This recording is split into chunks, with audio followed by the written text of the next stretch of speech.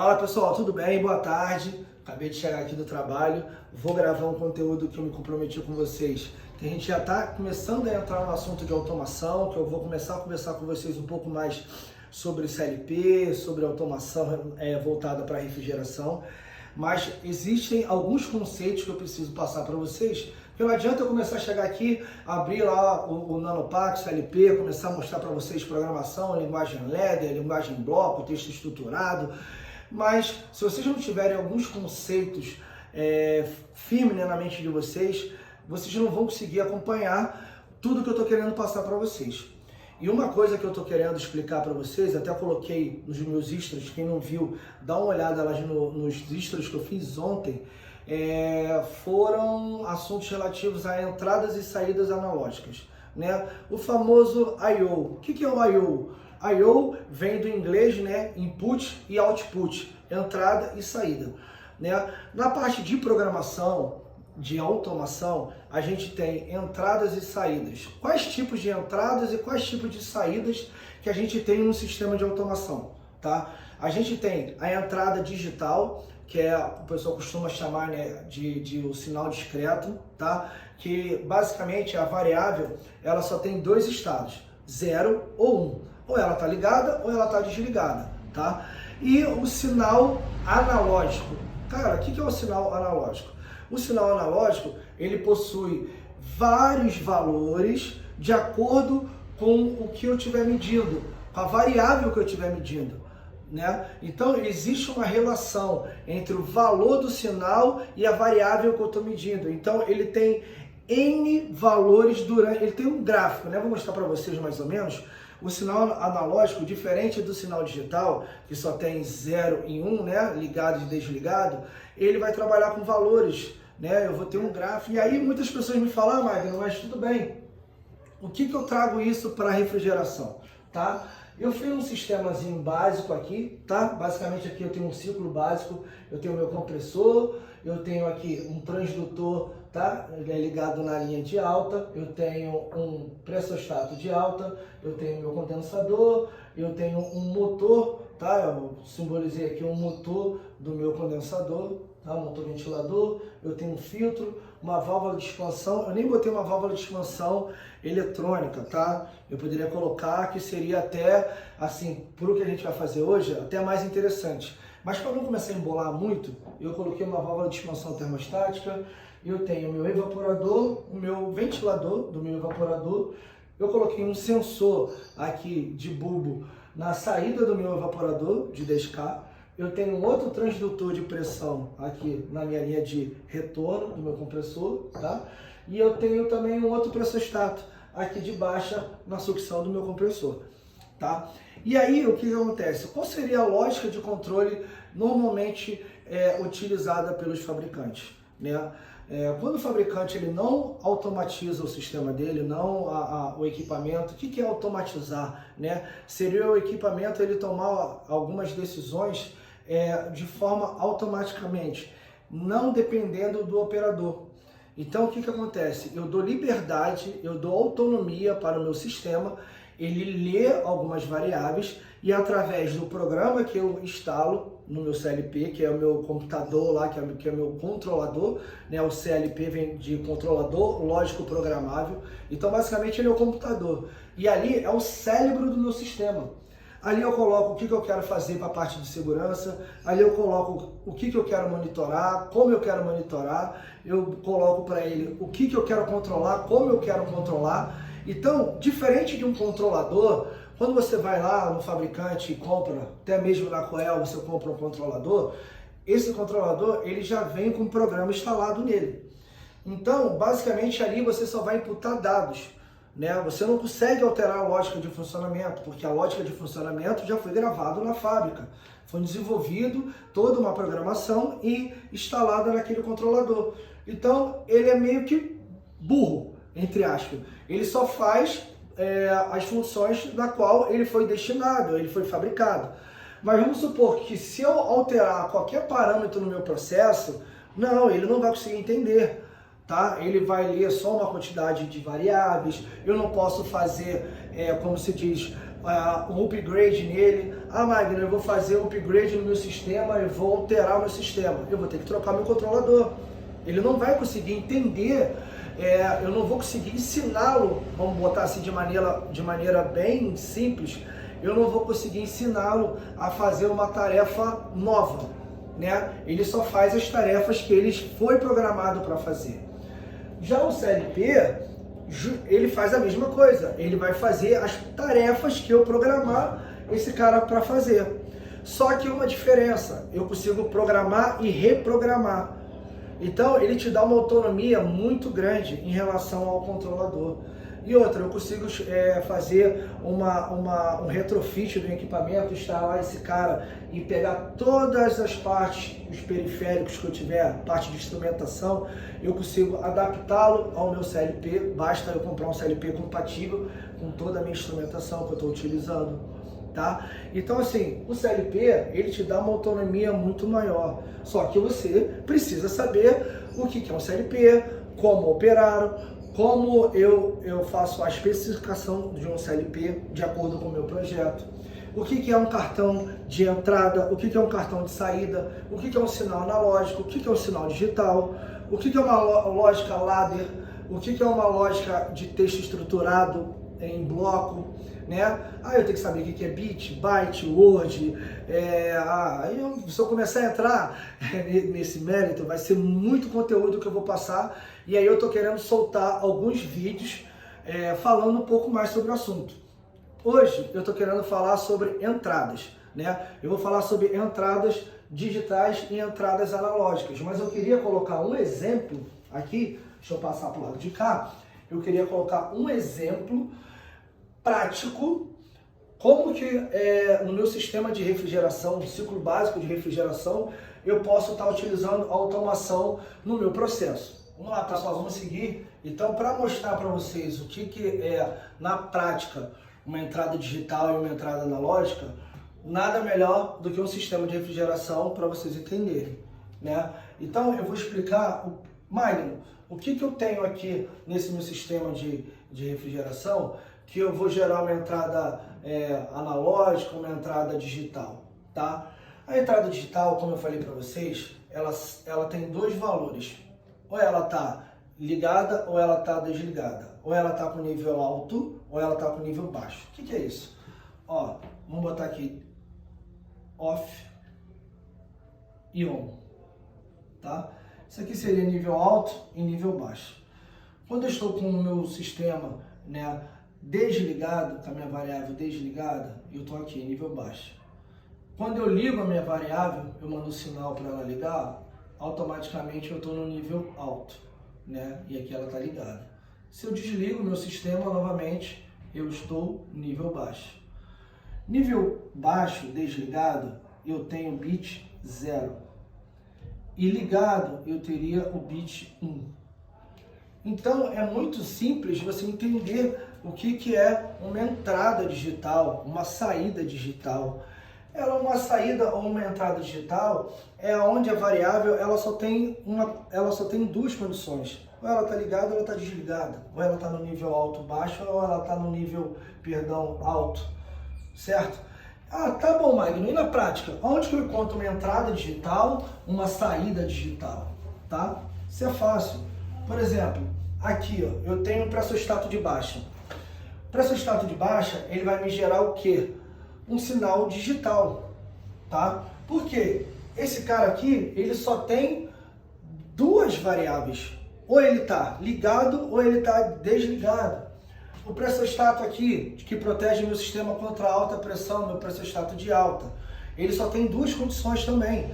Ou ele está ligado ou ele está desligado. Ou ele está com contato fechado, se meu sistema estiver funcionando de forma ok, ou ele vai estar com contato aberto, se o meu sistema ultrapassar aquela pressão na qual eu especifiquei o meu pressostato. Vamos supor que esse meu pressostato aqui é aquele tipo cebolinha. Vamos supor que esse cara aqui, ele tem um ajuste de 350 PSI, tá? PSI-G, tá? Então, o que acontece? Se eu estiver trabalhando até 350, eu tenho meu contato fechado. Se eu tenho meu contato fechado, o que acontece? Eu estou mandando o valor 1 para o meu CLP, nível alto. Ah, tudo bem, abriu o meu sistema, o meu ventilador do condensador parou de funcionar, a pressão de descarga subiu muito, ultrapassou aqui os 350, automaticamente abriu. Quando ele abriu, eu vou deixar de mandar 1 e agora eu vou mandar 0. Por quê? Porque o meu contato está aberto. Aqui eu só tenho, simplificando, é um contato. O contato está fechado quando eu tiver até 350 PSI. Se eu passar de 350 PSI, o meu contato vai estar aberto. Então isso aqui seria um digital input, né, no meu sistema, na minha automação. Ah, Magno, e o que seria um digital output, né? O que seria uma saída digital? Seria o quê? Eu estivesse mandando essa informação para o meu CLP, tá, de alta pressão, e o meu CLP estivesse mandando uma informação para um sinaleiro.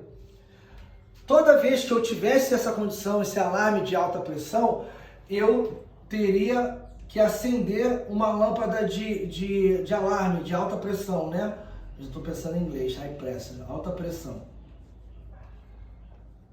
Então, aqui eu receberia um input desse pressostato dizendo, ó, eu tenho uma pressão alta, né? Eu tenho uma pressão além do que você especificou em projeto. Minha pressão está acima de 350 PSI. Então, eu receberia essa informação do pressostato e o CLP, ao processar essa informação, uma das funções seria o quê? Ó, acende uma lâmpada dizendo que, ó, para o meu operador que eu tô com uma alta pressão, tá? Perdão, alta pressão no meu sistema. Então, aqui eu tenho um digital output e aqui eu tenho um digital input. Beleza? Deu para entender mais ou menos o que é a entrada digital e a saída digital do meu sistema, já que a gente está tratando de entradas e saídas digitais e analógicas?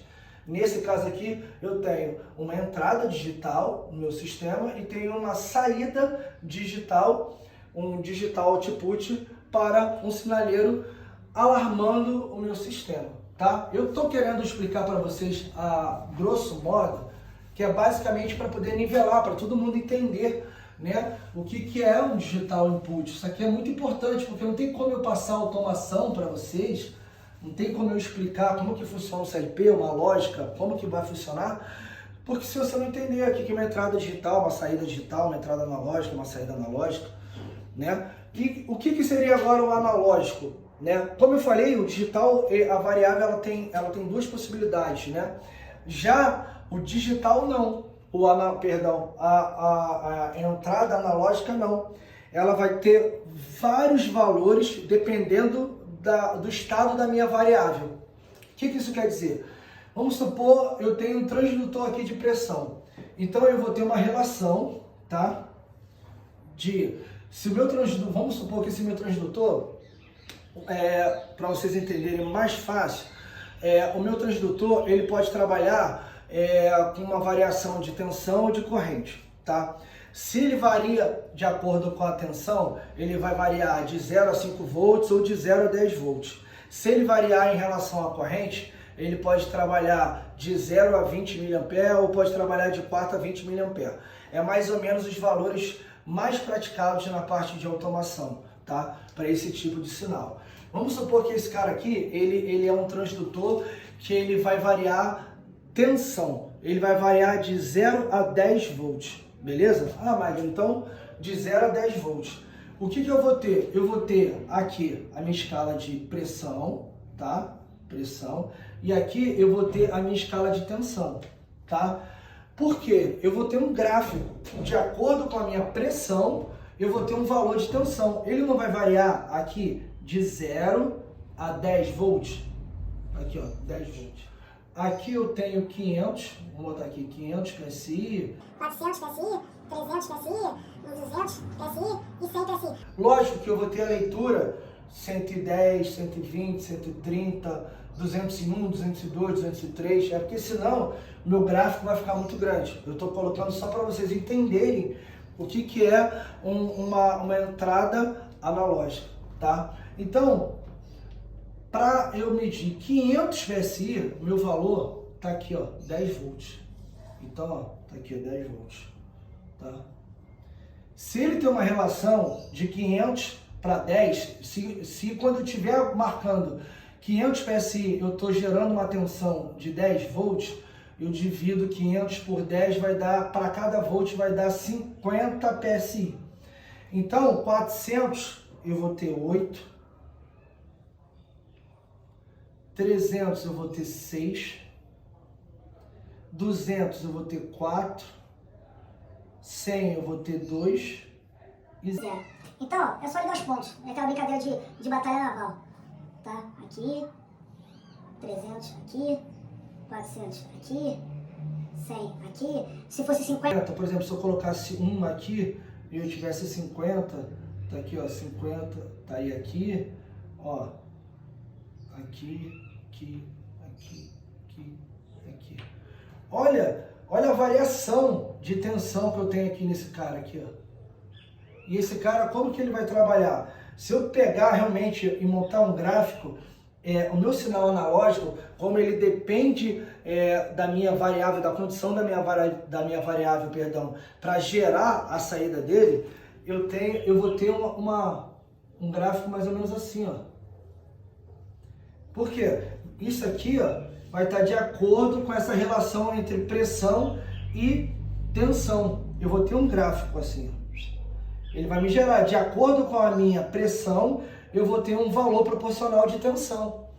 Então, diferente do sinal digital, né, que eu só tenho ligado e desligado, já para o sinal analógico, não, eu tenho uma variável, né, de tensão, nesse caso, que ele tem, vamos botar assim, vários estados, né, de vários valores, tá? Em um único sinal, porque vai depender da minha variável. Se minha variável tiver 0 PSI, eu vou estar com 0 de tensão. Se a minha variável tiver com 250 PSI, eu estou com 5 volts de tensão. Então, isso vai ser de acordo com o que a minha variável vai estar medindo. Então, Magno, tá bom, na parte de refrigeração, aonde que eu tenho esses valores, tá? Então, assim, primeiro, sinal analógico para refrigeração, eu encontro aonde? Transdutor, eu estou falando agora de sinal analógico de entrada, tá? Eu tenho o analógico input, né, que seria a entrada, e a saída eu tenho o analógico output, que seria a saída. Nesse desenho aqui, eu tenho esse carinha aqui, para poder fazer a medição da temperatura da minha tubulação aqui, da saída da sucção da minha tubulação, para eu fazer o cálculo de superaquecimento, eu tenho um sensor, tá? Um sensor de 10K aqui.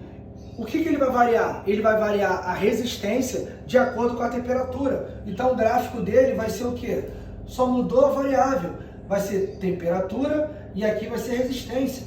Então ele vai variar o valor da resistência de acordo com a variação de temperatura, tá? Então bora aqui, eu tenho esse cara para medir, a informação vai ser resistência. Então vamos supor que eu tenho aqui uma IHM, tá? Ó, eu tenho uma IHM, ó, IHM.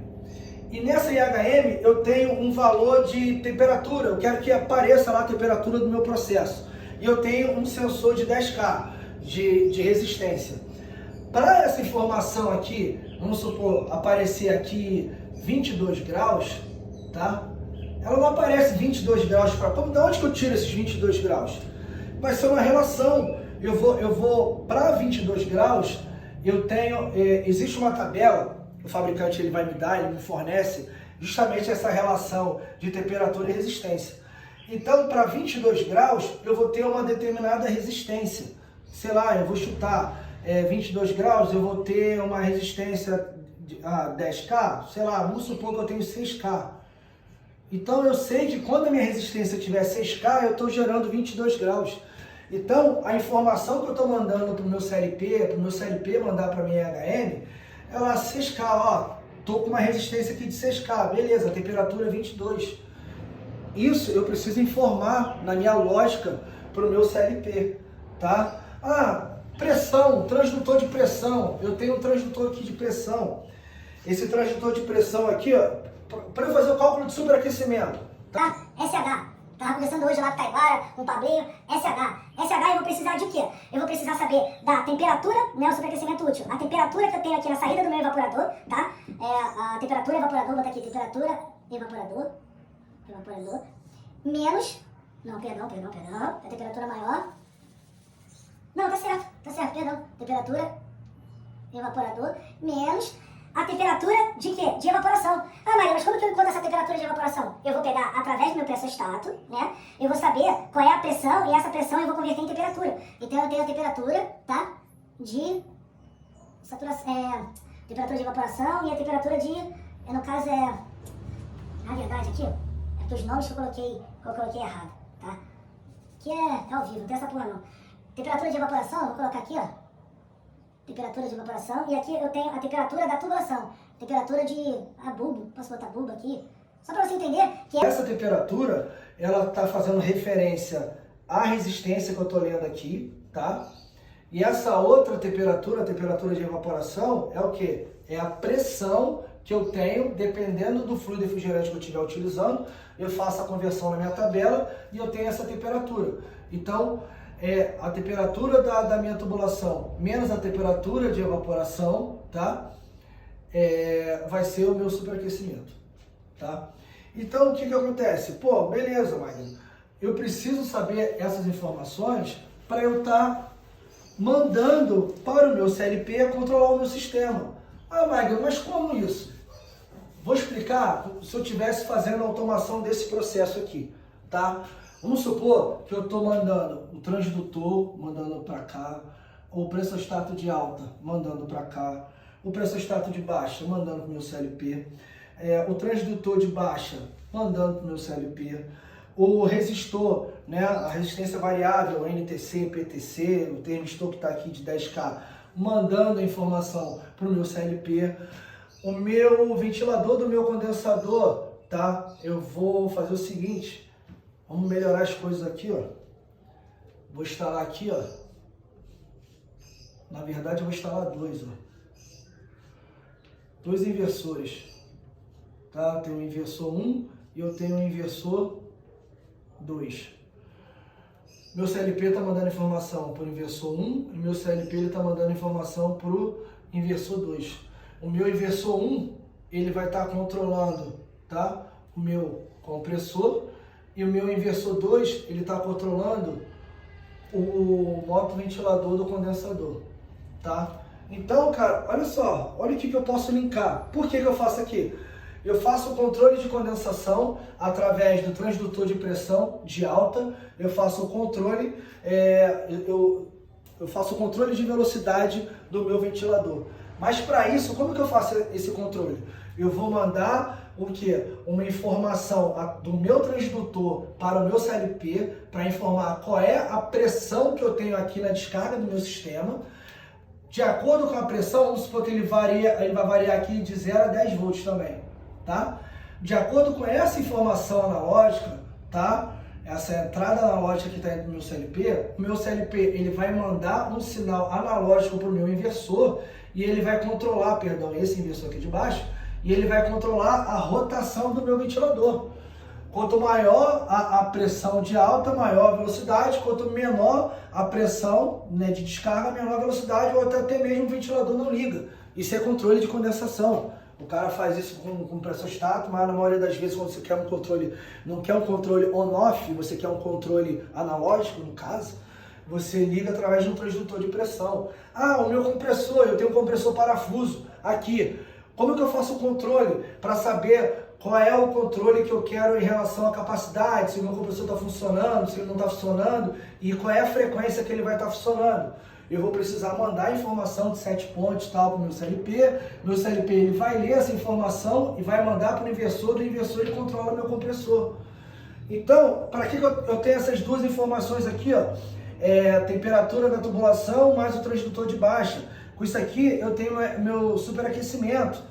Então lá no meu sistema, no meu CLP, vamos supor, boto uma IHM aqui, ó. Não sei se o quadro aí vocês vão entender, se dá para ver, mas acho que dá para ver. IHM, por isso eu não quero escrever mais para lá. Eu tenho uma IHM aqui, ó, mandando informação. Então na minha IHM, na minha lógica, eu vou lá e coloco, ó, meu sistema tem que trabalhar com superaquecimento de total de 12K, tá? 12K. O que vai acontecer? O meu CLP, ele vai controlar, ele vai gerenciar o meu sistema, tá? Para o meu sistema trabalhar com superaquecimento de 12K. Só que, vamos lá, para eu fazer esse controle de superaquecimento aqui, é porque eu falei, cara, só que eu começo a falar, cara, porra, eu gosto muito dessa porra aqui, cara. Eu começo a falar e eu me perco, cara. Eu teria que ter o quê? Em vez de ter uma VET aqui, tá? Em vez de ter uma VET, eu teria uma válvula de expansão eletrônica. E essa válvula de expansão eletrônica, ela estaria ligada aonde, pessoal? Ó, eu posso estar ligando essa válvula de expansão eletrônica lá no meu CLP.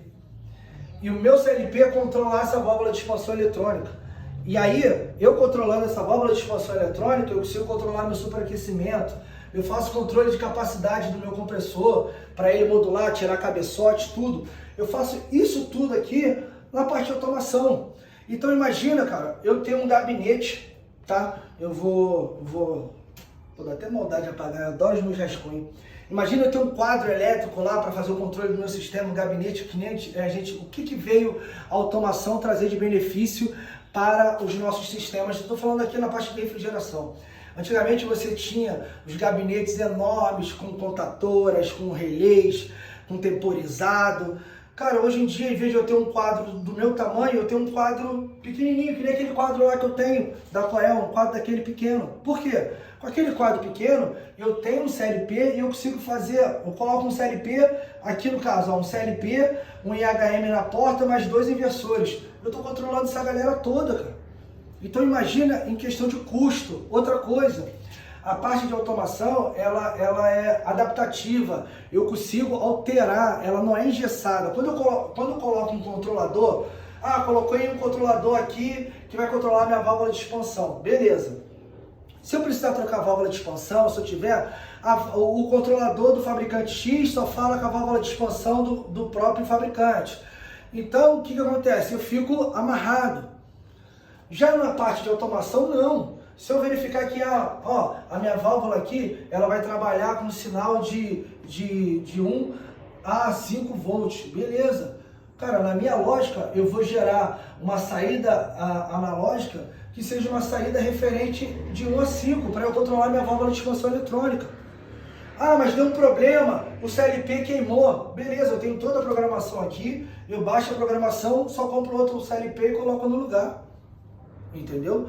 Magno, poxa, beleza, o meu inversor deu problema. Eu compro inversor, ABB, Danfoss, Siemens, acabou. Eu boto qualquer outro inversor, faço a programação do meu inversor, faço a programação da minha lógica e eu boto o meu compressor para funcionar.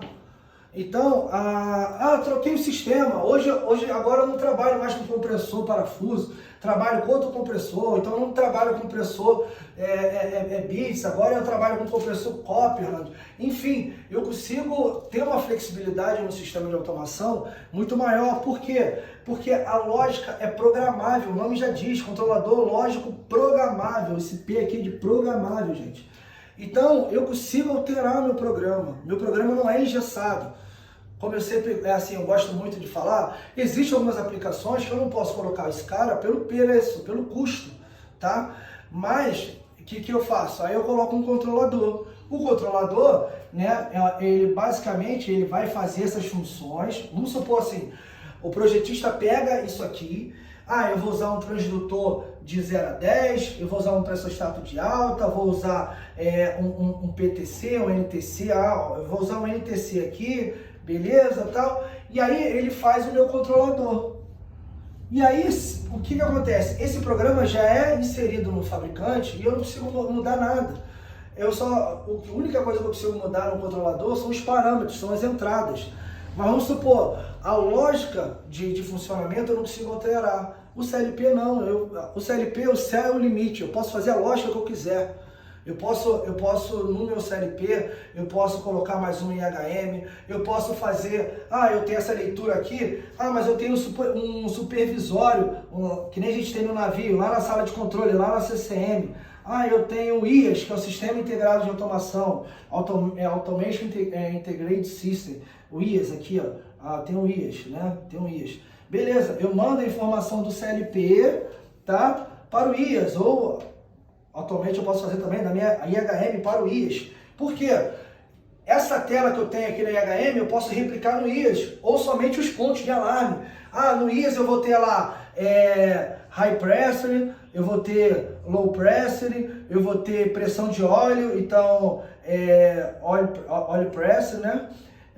Que mais? Vou ter high pressure, low pressure, óleo. Eu posso colocar falha do meu sistema, então tenho falha. Isso aqui são tudo pontos no IAS, né? Que o operador vai ter lá, vou botar um sinaleiro lá indicando, meu sistema parou, pum, acende um alarme lá, e aí eu sei lá no meu sistema que o meu sistema está com problema, ele parou, deu uma alta pressão, vai alarmar no meu sistema de automação uma alta pressão, uma baixa pressão.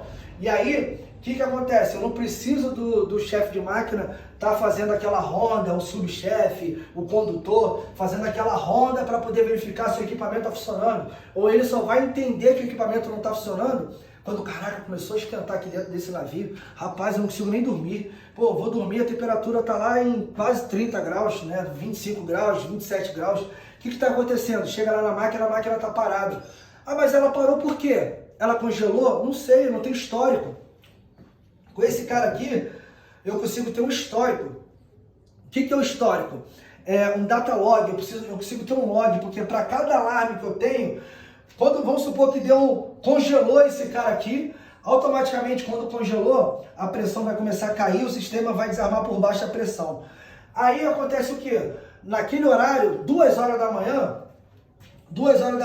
alarmou por baixa pressão, low pressure, 2 horas da manhã.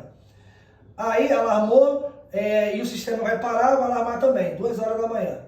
Aí o cara entra lá de 8 horas da manhã, 7 horas da manhã, o cara entra, vai ver os alarmes, poxa, 2 horas da manhã o sistema de ar-condicionado parou. Poxa, o que aconteceu? Ele parou por baixa pressão, e aí depois alarmou falha. Com a sequência que eu tiver de alarme, dependendo do que eu estiver monitorando, eu consigo saber até o que aconteceu com o meu sistema. Poxa, porque eu vou ter lá um rastreio, eu posso ter um rastreio de temperatura, aí eu vou ver que a temperatura começou a aumentar, porque como ele começou a bloquear o meu evaporador, a temperatura de saída, que eu tenho um sensor na saída da minha HU, que é a minha evaporadora, e aí, como não está passando ar, que está bloqueado com gelo, automaticamente essa temperatura aumenta. Se eu não tiver um controle de capacidade que estiver modulando através de pressão também, só através de temperatura, ele vai entender que minha temperatura começou a aumentar e o meu CLP, o que ele vai fazer? Cara, manda carga no meu compressor. Eu mando carga no meu compressor, eu bloqueio mais ainda esse cara. E aí, o que acontece? Quando eu bloquear aqui, eu vou ter retorno de líquido para o meu sistema, mas automaticamente a minha pressão começa a cair. Eu tenho uma restrição aqui, vai bloquear. E aí, quando bloquear, ele automaticamente vai desligar o meu sistema por baixa pressão. A pressão começa a cair. Bloqueia o evaporador, começa a cair a pressão, eu desarmo por baixa pressão. Então, a automação veio para facilitar o controle de todos os tipos de processo, né? A automação ela foi inventada, né? Ela foi desenvolvida na época da automobilística, porque imagina, o cara montava um carro e aí a linha do Gol Bola, aí o cara fabricava só Gol Bola, agora eu quero fabricar Polo, agora a fábrica é Polo. Imagina o cara pegar todos aqueles painéis elétricos que controlavam toda a parte de elétrica, né, daquela linha de produção, o cara tinha que basicamente jogar aquilo fora ou guardar aquilo tudo para montar uma nova linha de produção para agora produzir polo. Cara, com CLP não, o cara vai lá, tu vai produzir polo? Tá aqui, o programa agora do polo tá aqui. Pô. E aí toda a minha linha de automação começa a trabalhar para poder produzir agora o polo.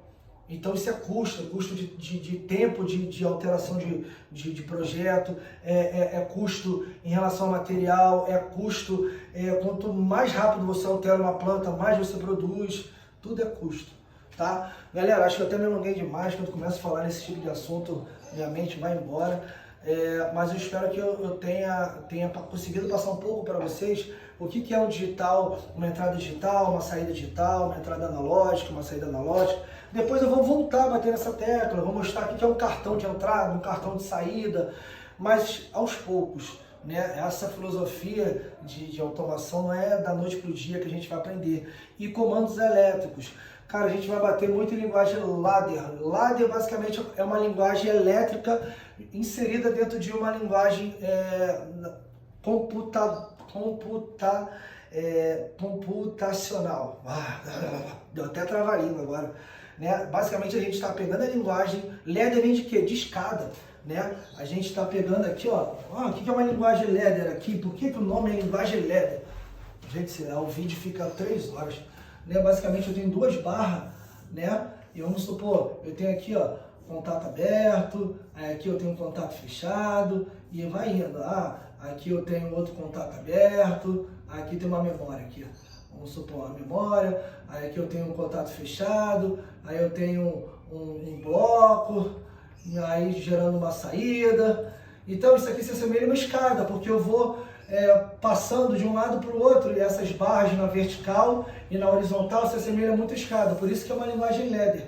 Isso aqui, ó, basicamente é a linguagem de comandos elétricos. Você tem contato aberto, você tem contato fechado. A gente vai falar um pouco de portas lógicas, um pouco não, né? A gente tem que saber portas lógicas, AND, OR, XNOR, tabela verdade. Ih, gente, tem muita coisa para te falar. Pessoal, queria agradecer aí mais uma vez e tamo junto. Até o próximo vídeo. Abraço!